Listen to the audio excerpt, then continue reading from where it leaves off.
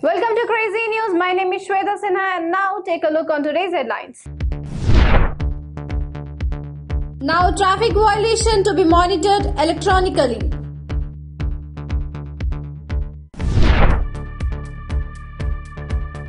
Two dead in powerful explosion during Muharram procession in Pakistan. 59 injured.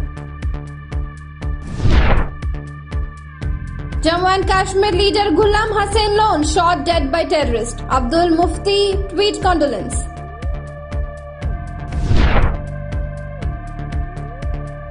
Telangana to add more castes to BC list.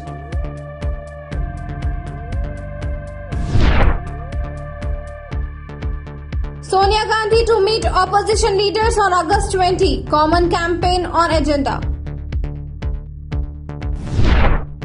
In a bid to use technology to act against those violating traffic rules, the Union Ministry of Transport and Highways on Thursday issued a notification amending the Central Motor Vehicles Rules 1989 for what it called electronic monitoring and enforcement of road safety. As the name suggests, under these rules, electronic enforcement devices will be used for issuing challans. Here's all you need to know about new methodology. The electronic enforcement device shall carry an approval certificate issued by respective state government. The certificate will act as confirmation of the device being accurate and will be renewed annually. Such devices include speed camera, closed circuit television camera, speed gun, body wearable camera, dashboard camera, automatic number plate recognition, weigh-in machine, as well as any other technology specified by the state government. State government bear the responsibility to place these devices at high risk, high density corridors on national highways, state highways and at critical junctions. There are two to be placed at least in all major cities with a population of more than 1 million,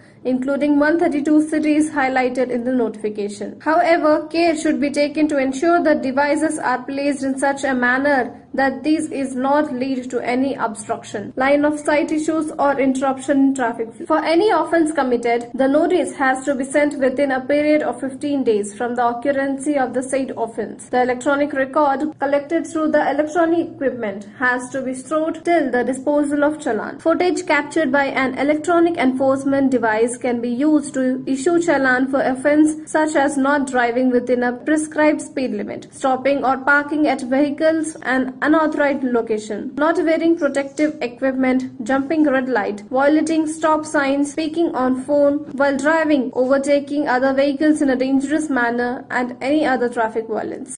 A powerful explosion ripped through a Muharram procession in central Pakistan, Punjab province on Thursday, killing at least two, including a 7-year-old girl, and wounding 59 people, the local government and police officials said.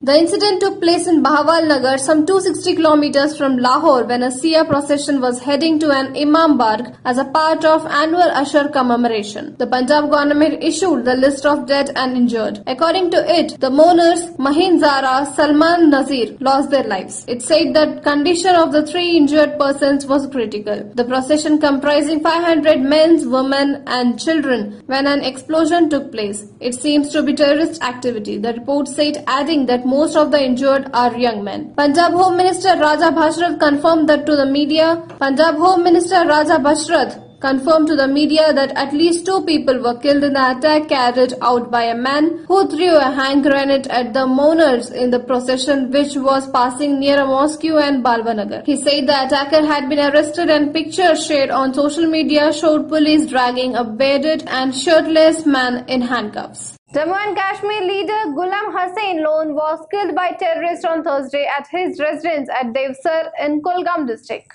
After terrorist shot Lone, the Apni party leaders were shifted to the hospital where he was declared brought dead. Ghulam Hussain Lone became the third politician from the Kulgam district to be killed in the last 10 days. Umar Abdullah and Mehbooba Mufti, former Chief Minister of erstwhile state of Jammu and Kashmir, condemned the assassination. Taking to Twitter, National Conference leader Umar Abdullah expressed concern on the renewed trend of targeting mainstream politicians by terrorists. Students who are attending online classes are not attentive to what is being taught and this is advisedly impact their learning.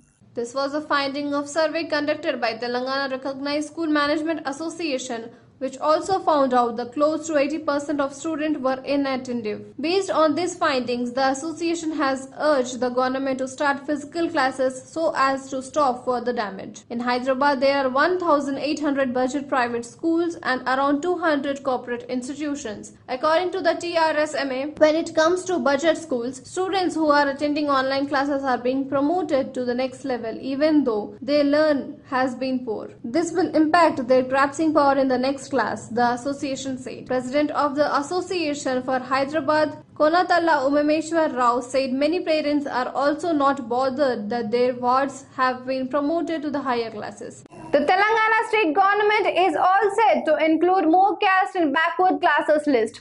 Requests are pouring in from BC caste to include them in the list after the central recently passed the Constitution Bill 2021 in Parliament. The new law accorded powers to state they prepare their own BC list in the matter of reservation for them in education and employment. Official sources said TRS leader from BC community submitted representation to Chief Minister K. Chandrasekhar Rao on this, and CM has promised to discuss the possibility decide on this at the next weekly cabinet meeting. As many as 26 BC subcastes have submitted representation to the TS government to include in them in BC list. At present, there are 129 castes in BC category and they were divided into 4 groups, A, B, C and D, depending on their backwardness, with a total of 25% reservations granted to them in education and employment. If these 26 castes are added to the total caste under BC list will be increased to 155. The Justice Sipurkar Commission probing the police encounter killing of 4 men accused of rape murder